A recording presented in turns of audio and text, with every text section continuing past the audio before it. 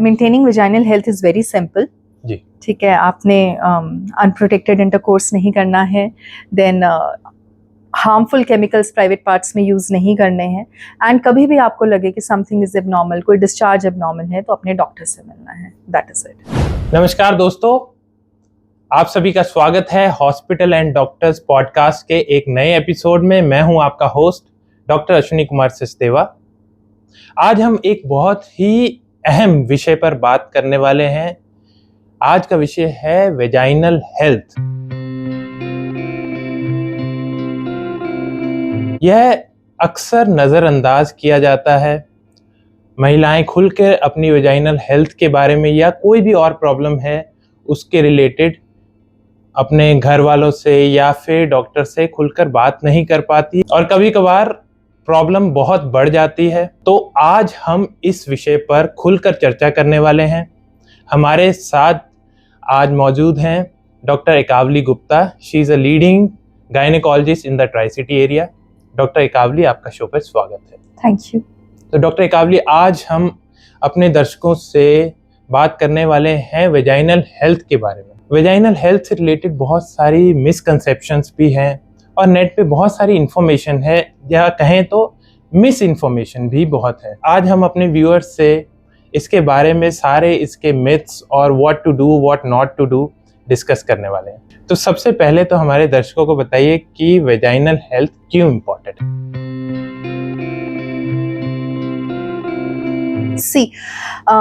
जिस तरह से हर ऑर्गन का ध्यान रखना ज़रूरी है, हर ऑर्गन के बारे में हम वरी करते हैं, उसका ध्यान रखते हैं, उसकी हेल्थ मेंटेन करके रखते हैं, so that is how vaginal health भी मेंटेन करना ज़रूरी है। बहुत सारे इन्फेक्शंस होते हैं जो इनिशियली माइल्ड होते हैं, और अगर हम उन्हें नज़रअंदाज करते हैं तो they can convert into serious infections. ऊपर PID भी कॉज कर सकते हैं, इनफर्टिलिटी भी लेटर ऑन कॉज कर सकते हैं। So it is very important that you know कि क्या नॉर्मल है, क्या एबनॉर्मल है, किस चीज़ की ट्रीटमेंट लेना कैसे ज़रूरी है। सबसे पहले तो डिस्कस करते हैं कि क्या नॉर्मल क्या है। What is normal about the vagina? Vagina is a self cleaning organ and कुछ वेजाइनल डिस्चार्ज नॉर्मल है जी। White mucoid discharge which may be seen to increase mid cycle में या मेंसेस आने से पहले इज कम्प्लीटली नॉर्मल। इससे ज़्यादा कोई डिस्चार्ज हो या कुछ एबनॉर्मल फीचर्स के साथ एसोसिएटेड है जो हम बाद में डिस्कस करते हैं, तब आपने अपने डॉक्टर को कंसल्ट करना है। नॉर्मली वेजाइना का एक pH होता है which ranges from 3.8 to 4.5, that is acidic pH। ये एसिडिक pH क्यों है? क्योंकि वेजाइना में एक गुड बैक्टीरिया ग्रो करता है, lactobacilli. Lactobacilli lactic acid produce करता है। ये गुड बैक्टीरिया अगर खत्म हो जाए किसी भी कारण से तो इन्फेक्शन होने के चांसेस बढ़ जाते हैं। सो ये ही है about normal vaginal health. Hormone के साथ में भी वेजाइनल हेल्थ में चेंजेस आते हैं, वेजाइना के म्यूकोसा में चेंजेस आते हैं। तो how do they affect the vaginal health? Initially जब प्यूबर्टी रीच नहीं हुई होती तो वेजाइनल एपिथेलियम इमेच्योर होता है। ठीक है, ना कोई डिस्चार्ज होता है, मेनली मोस्टली कोई डिस्चार्ज उस टाइम नहीं होता। एंड जैसे ही बॉडी में हार्मोन्स प्रोड्यूस होने शुरू होते हैं, ईस्ट्रोजन प्रोड्यूस होना शुरू होता है, वेजाइनल एपिथेलियम मैच्योर होता है, then you start having cyclical discharge. Pregnancy के दौरान under the influence of estrogen infection के चांसेस बढ़ जाते हैं। अगर आप ओरल कॉन्ट्रासेप्टिव पिल्स ले रहे हो, अगेन ईस्ट्रोजन के कारण फिर से हमारे इन्फेक्शन के चांसेस बढ़ जाते हैं। जब आप पेरीमेनोपॉज एज ग्रुप में पहुंचते हैं तो यही ईस्ट्रोजन कम हो जाता है। इन्फेक्शन यस डेफिनेटली इंक्रीज होने में और मे नॉट भी इन्फेक्शन के चांसेस इंक्रीज हो जाए, बट उस टाइम ये एपिथेलियम एट्रोफिक हो जाता है। दैट मीन्स कि इसमें इन्फेक्शन फाइट करने की एबिलिटी नहीं रहती एंड एट्रोफिक हो जाता है। It hurts also. आपको यूरिनरी इनकॉन्टिनेंस भी हो सकती है एंड पेनफुल इंटरकोर्स हो सकता है। सो ये सारी चीज़ें because of hormone depletion menopause के टाइम होता है। तो let's discuss the abnormal things in vagina. क्या प्रॉब्लम ऐसी आ सकती हैं, व्हाट ऑल डिजीजेस या फिर इन्फेक्शंस हो सकती हैं वेजाइना में जिसके they should be aware of it?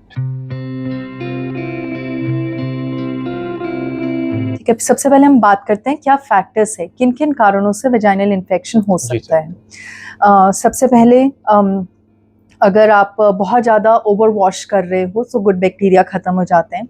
If you are not wearing cotton under pants, आप सिंथेटिक या नायलॉन की चीज़ें ज़्यादा पहन रहे हो तो उसके कारण इन्फेक्शन होने के चांसेस बढ़ जाते हैं. अगर आपको डायबिटीज़ है, you are having unprotected intercourse, multiple sexual partners हैं, किसी भी तरह से आपकी बॉडी की इम्यूनिटी कम हो रही है, डायबिटीज़ है, सो इन सारी कंडीशंस में वेजाइनल इन्फेक्शन होने के चांसेस बढ़ जाते हैं.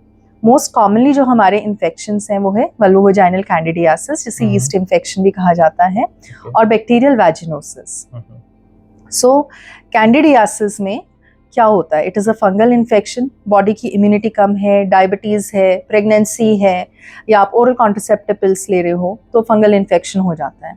इसके सिम्टम्स क्या होंगे? वाइट कर्डी डिस्चार्ज, फटे हुए दूध जैसा डिस्चार्ज होता है, वेरी इची, बहुत पेनफुल होता है, बहुत सोरनेस होती है, ठीक है. एंड अगर आप सही से ट्रीटमेंट लो तो हार्डली 3 या 4 डोजेस के बाद आपका ये इन्फेक्शन कंट्रोल में हो जाता है. The other most common infection is bacterial vaginosis. ये अगेन जब हमारी फ्लोरा, मतलब गुड बैक्टीरिया ख़त्म हो जाते हैं किसी भी कारण से, एंड ये बैक्टीरियल वैजिनोसिस का इन्फेक्शन हो जाता है. इसमें फाउल स्मेलिंग, फिशी स्मेल वाला फ्रॉथी ग्रीनिश डिस्चार्ज होता है. अगेन 5-6 डोजेस में ये भी ठीक हो जाता है. इम्पॉर्टेंट ये है कि अगर हम इन इन्फेक्शंस को सही टाइम पे कंट्रोल ना करें, then there are other infections like chlamydia and gonorrhoea. ठीक है, ये कुछ बैक्टीरिया के नाम हैं जो ऊपर असेंड करना शुरू कर देते हैं, मतलब वजाइना, यूट्रस में जाना शुरू कर देते हैं, और ओवरीज को अफेक्ट कर सकते हैं. यस, तो वो फेलोपियन ट्यूब ओवरीज को अफेक्ट करते हैं, जिससे कि बाद में जाके इनफर्टिलिटी हो सकती है, बेबी कंसीव होने में मुश्किल हो सकती है. देयर हैव बीन केसेस जब ये इन्फेक्शन टमी के थ्रू जाके लिवर तक भी पहुंच सकते हैं. तो ये कॉम्प्लिकेशन हो सकती हैं अगर इसको समय रहते अगर हम ठीक ना करें या इलाज ना कराएं तो दे कैन असेंड और बाकी ऑर्गन्स को इन्फेक्ट कर सकते हैं, और तब और प्रॉब्लम इसके रिलेटेड कॉम्प्लिकेशन आ सकते हैं. एक और प्रॉब्लम रहती है, जैसे आपने बताया कि अनप्रोटेक्टेड इंटरकोर्स के साथ में sexually transmitted diseases are very common. Right. So STDs जो मोस्ट कॉमनली आजकल हर्पीज हम देख रहे हैं, बहुत ज़्यादा इंसिडेंस बढ़ गया है. Yes, one of the reasons is unprotected intercourse. And herpes में क्या होता है? It is a viral infection, और जब भी आपको होता है you may have high grade fever, ulcers बन जाते हैं प्राइवेट पार्ट्स में which burn and hurt a lot, urine करना मुश्किल हो जाता है. एंड हर्पीज की दिक्कत ये है कि it does not completely go away from your body. ये वहीं पे रह जाता है, नर्व्स में, गैंग्लियन में ये परसिस्ट कर जाता है. तो बॉडी की इम्यूनिटी जब भी कम जाएगी, जब भी फीवर होगा या किसी कारण से इम्यूनिटी कम है, हर्पीज फ्लेयर अप कर जाता है. प्रेगनेंसी में हर्पीज का फ्लेयर हो जाता है, विच में harm the baby. Herpes virus then nerves के थ्रू और जगह भी स्प्रेड कर सकता है. It can spread to the brain, it can spread to your heart, to your liver, muscles में, तो बाकी ऑर्गन से रिलेटेड कॉम्प्लिकेशंस भी आ सकते हैं. Yes. There is another infection, human papilloma virus, HPV infection, that can also cause various complications related to the vagina and other organs.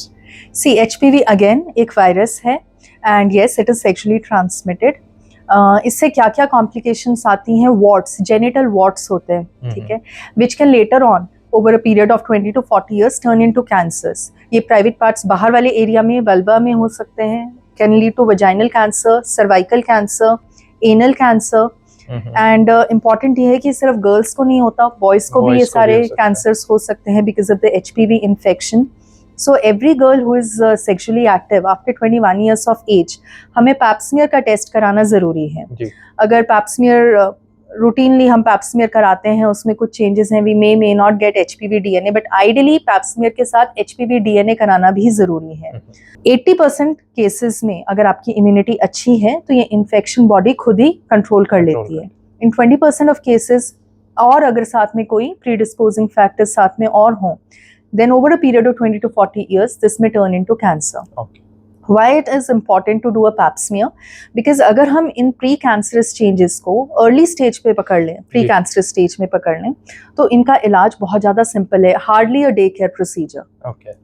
सो इसलिए pap smear कराना बहुत ज़्यादा ज़रूरी है. सभी females who are sexually active, they should get a pap smear, उनको करवाना ज़रूरी है, ताकि अगर HPV इन्फेक्शन है तो उसे अर्ली पकड़ लिया जाए। कुछ चेंजेस आ रहे हैं जो कि कैंसरस रिलेटेड चेंजेस हो सकते हैं, रिलेटेड टू द वेजाइना या फिर सर्विक्स में कैंसर रिलेटेड चेंजेस हो सकते हैं, तो उसे अर्ली पकड़ लिया जाए और उसको इमीडिएटली ट्रीट किया जाए ताकि वो एडवांस कैंसर होने से बच सके।